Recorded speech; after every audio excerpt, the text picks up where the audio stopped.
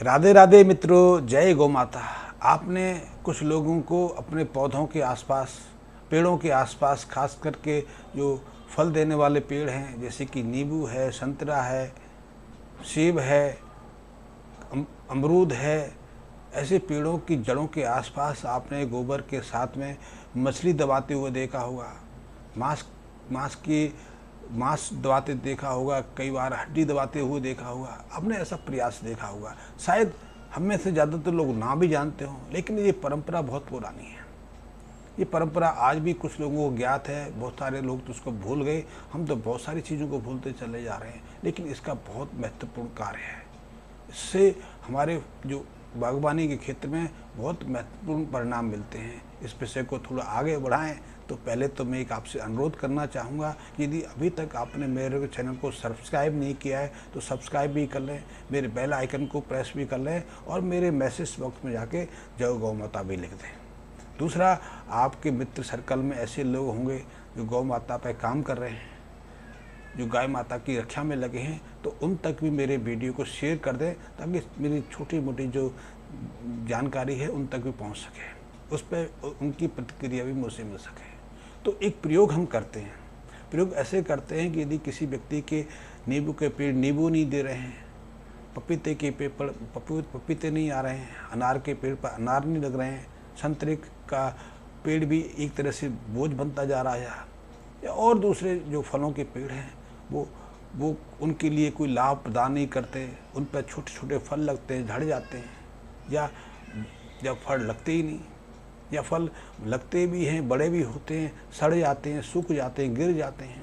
बार बार उनके साथ ऐसा होता रहता है। बहुत कम उनके पेड़ों के फल पक पाते हैं। ऐसी दुविधा में वो रहते हैं कि या तो पेड़ को निकाल के बाहर फेंक दें, या फिर वो किसी विशेषज्ञ का परामर्श लेके। पहले तो लोगों को जानकारी होती थी, और जानकारी क्या होती थी, पेड़ लगाते ही वो एक प्रयोग करते थे।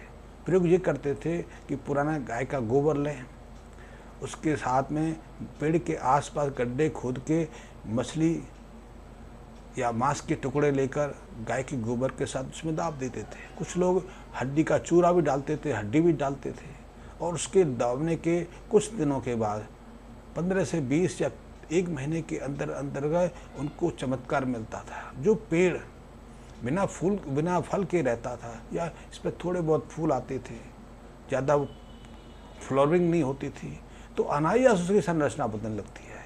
उस पेड़ पर फ्लावरिंग भी अच्छी होने लगती है। फ्लावरिंग के साथ में फल भी बहुत संख्या में आने लगते हैं। फल आते ही नहीं, उनका विकास भी बहुत तेज़ी से होता है, उनका आकार बढ़ जाता है, वो सहजता से बड़े होते हैं, बड़े ही नहीं होते, पकते भी हैं, उनका टेस्ट भी अलग रहता है। यानी कि एक तरह से ये छोटे सा प्रयोग करने से उनके जो बोझ बन रहे पेड़ हैं उनके लिए फलदायी होने लगते हैं। बागवानी में इसका बहुत महत्वपूर्ण लाभ मिलता है। क्यों मिलता है? कारण यही है कि मछली में, मांस में और हड्डी में वो खाद का काम करते हैं। मिट्टी में दबने के बाद वो खाद का रूप ले लेते हैं, उनका डिकम्पोजिशन हो जाता है। वैसे भी एक सहज साधारण सा रूप देखा होगा, मृत शरीर चाहे वो आदमी का हो, किसी पशु का हो, बहुत तेजी से सड़ने लगता है। इसलिए हमारे यहाँ परंपरा है, यदि किसी व्यक्ति की घर में मौत हो जाए तो हम कहते हैं कि ज़्यादा समय रखना है तो उसके शरीर में वजन बढ़ने लगेगा, सड़न की प्रक्रिया शुरू हो जाएगी, दुर्गंध आने लगेगी, तो हम बर्फ़ की सरी ला के उसके नीचे ऊपर रख देते थे, क्योंकि वो जो विघटनकारी प्रक्रिया धीमी पड़ जाए। तो शरीर के साथ में हो सकता है। तो ऐसे में यदि ये मछली, मांस का टुकड़ा या ऐसी चीज़ें भूमि में दबाते हैं तो भूमि में दबाने के बाद भी ये प्रक्रिया शुरू हो जाती है, और उस सहजता से कुछ दिनों के अंदर ही मांस, मछली खाद में बदल जाती है, ह्यूमस में बदल जाती है, और उस ह्यूमस से जो वहाँ पर खाद के रूप में जो बहुत सारे पदार्थ निर्मित होते हैं, उसमें कई तरह के तो खनिज रहते हैं, खनिज से ज़्यादा उसमें उपयोगी दूसरे पदार्थ रहते हैं, वो सहजता से पेड़ की जड़ों को मिलने लग जाते हैं। जब पेड़ के माध्यम से वो अंदर प्रवेश करते हैं तो अपना प्रभाव दिखाते हैं। तो ऐसे में फ्लावरिंग अच्छी होती है, फूल खूब आते हैं। उन पर फूलों पर जो फूल हैं वो सहजता से फलों का आकार लेते हैं। लेकिन यदि आपने मछली का प्रयोग करना है तो कम से कम इतनी मछली एक, यदि आपका बड़ा पेड़ है, आपका अनार का पेड़ है, तो कम से कम उसमें 300-400 ग्राम के आसपास मछली को गणना आवश्यक है। और एक किलो के आसपास आपने गाय के गोबर का खाद भी डालना है। यदि वर्मी कंपोस्ट डालना है तो वर्मी कंपोस्ट की क्वांटिटी आधी हो सकती है, या फिर इनकी जगह आपने, जो मैं कहता हूँ, गाय का घनसत्व या गाय गोबर का घनसत्व या गाय गोबर का गौमूत्र का घनसत्व, तो वो उससे कम मात्रा में काम चल सकता है। मांस का टुकड़ा भी कम से कम 300-400 किलो के आसपास होना चाहिए। और यदि आपने हड्डी को गाड़ना है तो पहले हड्डी का चूरा बना लें, उसको पीस लें। वैसे पिसी हुई हड्डी मिल जाती है, सूखा हुआ मांस भी मिल जाता है। आप यदि मांस को हाथ नहीं लगाना चाहते तो जो मांस बेचने वाले हैं उनसे कह सकते हैं, उनसे मांस अपने पेड़ों के आसपास दबा सकते हैं, और फिर देखिए कितना चमत्कार होता है। मांस दबाने के बाद हर तीसरे दिन थोड़ा सा पानी छिड़कते रहें। पानी छिड़कने की प्रक्रिया से मांस के सड़न की प्रक्रिया बढ़ जाती है। उसको खाद बनने में पहले हफ्ता 10 दिन का समय लगता था, पानी छिड़कने से या गौमूत्र छिड़कने से वही प्रक्रिया 2 से ढाई दिन में समाप्त हो जाती है, ज़्यादा से ज़्यादा 4 दिन में। इन 4 दिन में वो मांस का टुकड़ा या मछली या फिर वो हड्डी आपके पेड़ के लिए उपयोगी फल देने लगती है। और यदि आप इसको प्रयोग तब करेंगे जब मौसम में फ्लावरिंग का समय है, पेड़ों पर फूल आने का समय है, तो आप देखेंगे हफ्ता 10 दिन में फ्लावरिंग भी होने लग जाती है।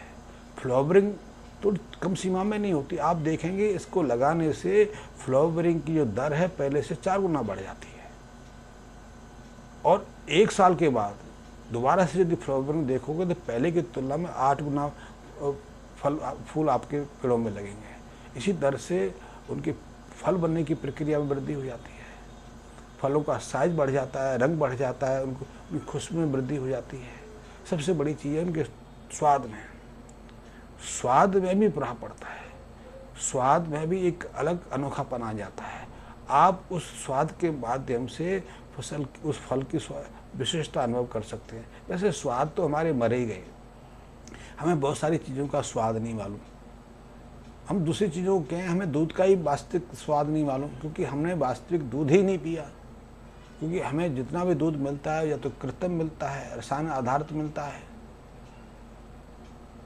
या फिर ऐसी जर्सी गाय का आदि का मिलता है, भैंस का मिलता है। तो हमने गाय के जो दूध का जो मूल स्वाद था उसको तो देखा ही नहीं। लेकिन यदि ऐसे प्रयोग करें, मैं आपसे बात की कि यदि हम फलों की बात करें तो फलों में भी बहुत परिवर्तन आया है। पिछले 30-40 सालों में हाइब्रिड नस्ल के पेड़ आ गए, तो हाइब्रिड पेड़ हाइब्रिड नस्ल का फल दे रहे हैं। फिर उनमें कई तरह के केमिकल्स प्रयोग हो रहे हैं। हाइब्रिड बनाने में ही फल में कई तरह के जो दूसरे पेड़ों की जीन्स डाली जाती हैं। मैं और चीज़ क्या जाऊँ, टमाटर में देख लीजिए, टमाटर में मछली का जीन्स है। आप इसको सहजता से अनुभव कर सकते हैं। गर्मियों के समय में 1-2 टमाटर को सड़ा लीजिए और फिर उसकी दुर्गंध सूंघ के देखिए, आपको तत्काल पता चल जाएगा कि आपके आसपास कोई मछली नहीं है, लेकिन इसमें मछली का खुद गंध कहाँ से आ रही है, क्योंकि उसमें मछली का जीन्स डाला गया है ताकि आपका टमाटर सहजता से सड़े ना, उसके सड़ने की प्रक्रिया जो अवधि बढ़ जाए, क्योंकि मार्केट में ख़राब ना हो। इसी तरह एक किन्नू फल आता है। किन्नू फल का कोई पुराना इतिहास नहीं है, वो बनाया गया है। उसमें संतरे का, मौसम्बी का या नींबू का प्रवेश कराया गया है। तो पहले तो शुरू में किन्नू बहुत खट्टे आते थे, वो प्रयोग एक तरह से असफल रहा था, तो किसानों ने लगाए, उनको उखाड़ दिया। लेकिन उसके बाद कुछ दशकों के बाद में सुधार हुआ, तो अब तो ऐसे किन्नू आने लगे कि बहुत स्वादिष्ट होते। कई बार तो किन्नू का स्वाद संतरे से बढ़कर है। इसी तरह बहुत सारे और प्रयोगों में हुए हैं। तो जब आप इस प्रयोग को करते हैं, मछली गाड़ने का, मांस गाड़ने का, या हड्डी का चूरा गाड़ने का, तो आपका वो पेड़ फिर उसी स्वाद को देने लगता है, क्योंकि उसकी जो आंतरिक वृद्धि है, जो उसके अंदर जो गुण हैं, जो जेनेटिक संरचना प्रभावी हो जाती है, वो अपना प्रभाव दिखाने लगते हैं। तो अपना वो मूल प्रभाव दिखा पाता है, तो अपना मूल स्वाद भी दे पाता है। स्वाद के साथ में उसकी गंध मूल फल की तरह होती है। पहले आपने बहुत सारे फल देखे होंगे, पहले हम फलों को सूंघ के पता लगा देते थे कि ये पका हुआ है कि नहीं है, इसमें सड़न तो नहीं हो गई है, कच्चा तो नहीं है। तो आजकल तो हम गंध देखते नहीं, गंध से अनुमान में नहीं लगता। वैसे भी ज़्यादातर फल केमिकली से तैयार करते हैं, तो गंध ही मारी गई है। हमारी गंध नहीं मारी गई, फलों की गंध समाप्त हो गई है, क्योंकि हमने बदल ही दिया है। वो जैसे ही लगाए जाते हैं पौधे, उस समय से कई तरह के केमिकल पर हावी हो जाते हैं, चाहे वो खाद के रूप में हो, पेस्टिसाइड के रूप में हो, इंसेक्टिसाइड के रूप में हो, वृद्धि कारक के कारण। तो उनकी जो प्राकृतिक प्रक्रिया है हम उसको रोक देते हैं। लेकिन ऐसी प्राकृतिक प्रक्रिया को ऐसे मूल उत्प्रेरक पदार्थों से, वृद्धि कारक पदार्थों से हम पुनः जागृत कर सकते हैं। ये गुण गाय के मूत्र में है, गाय के गोबर में है और ऐसी चीज़ों में है। आप ये प्रयोग करके देखिए, फिर मुझे बताइए। ऐसी बहुत सारी चीज़ें हमारे पास हैं जो हमारे धरोहर हैं, लेकिन ऐसी धरोहर अब धीरे धीरे लुप्त होती जा रही हैं। फिर भी जो पुराने प्राचीन लोग हैं, जो पुरानी परंपराओं से जुड़े हुए हैं, पुराने ज्ञान में विश्वास करते हैं, उनके पास ऐसी अमूल धरोहर आज भी सुरक्षित है। इस संबंध में धीरे धीरे मैं आपके सामने चर्चा करता रहूँगा, लेकिन आप चर्चा सुन के आपको विद्वान नहीं बनना, प्रयोग करना है।